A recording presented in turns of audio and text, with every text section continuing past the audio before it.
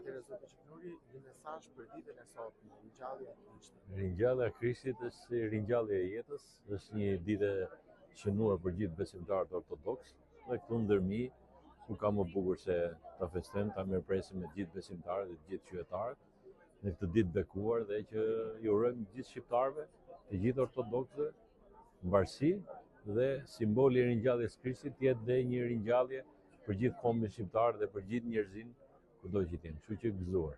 Duket sikur është kthyer tashmë në traditë në zonën e Dërmiut, domethënë me prezencën e kaq shumë njerëzve, kjo ditë këtu dhe a duhet të ketë të tjera edhe për zhvillimin turistik të zonës? Patjetër, por edhe kjo është diçka simbolike që vinë jo vetëm nga Greqia, që vinë shumë emigrantë që jetojnë aty, por kanë ardhur nga Tirana, nga gjithë trevat e Shqipërisë dhe besoj që vit pas viti ky vend do të jetë më i populluar. Dhe ku ka më bukur se ta fillosh edhe ta çelësh sezonin me ditën e Pashkës.